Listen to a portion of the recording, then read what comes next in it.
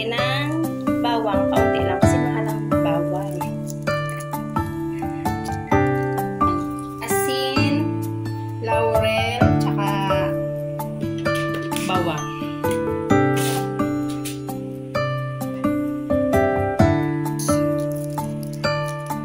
Pamintang buo.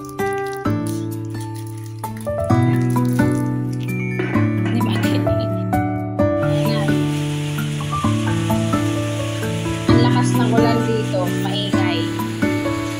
Papalit na rin ko siya kasi kanina pa siya mamukulo. Kailangan siyang palambutin para pag prinito mo siya. Ay, mabigat pala ito. Ayan. Hindi ko alam kung ilang oras na abutin ko. Yung pagpapakulo.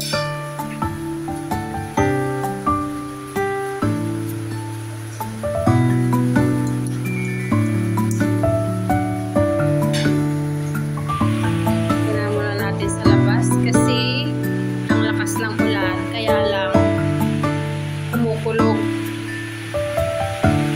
Nakatakot lumabas.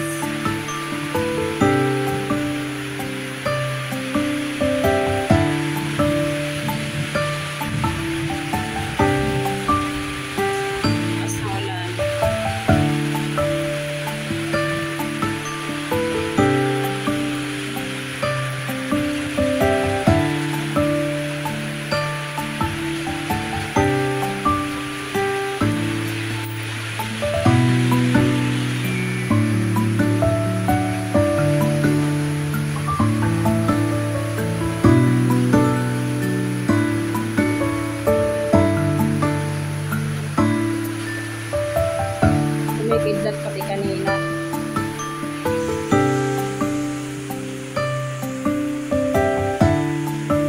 Kalat.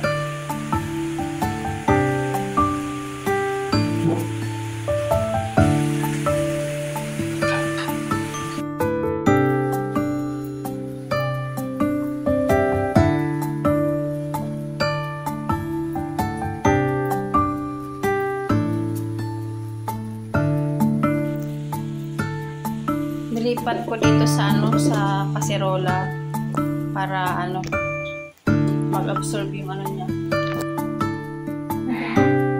Mag-absorb yung dapat lampas yung tubig kahit at least pantay. Salin lang yan.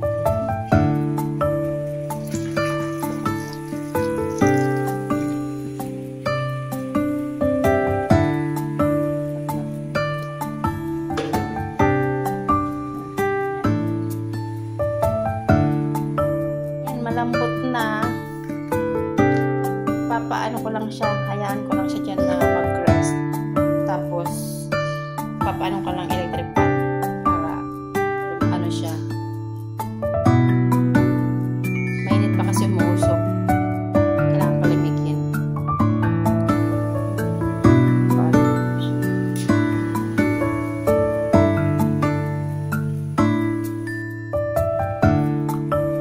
Tusukin.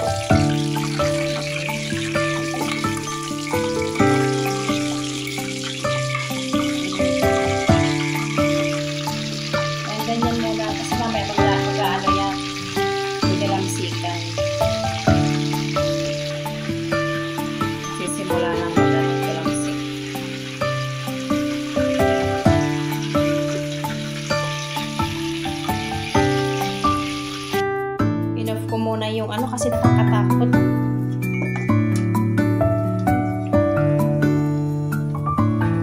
Pinatay ko muna yung apoy. Tsaka ko siya babaliktarin. Kaya ang reason bakit hindi ako masyadong nagluluto ng ganito eh. Nakakatakot yung ano yung mantika. Babaliktarin natin siya.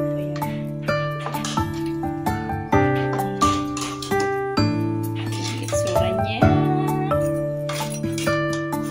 Sama. Ayan.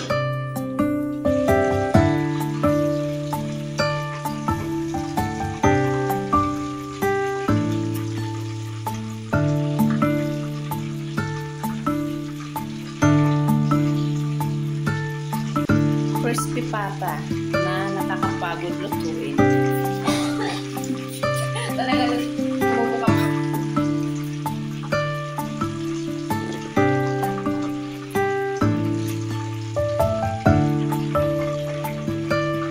Mabango na siya. Fairness. So, lutuin naman natin yung kabilang side. Tapos pag titingnan ulit, pag hindi pa, hayaan lang natin hanggang sa mag-crispy siya. Kasi itong sa medyo malaman, hindi pa masyado. Balikan natin.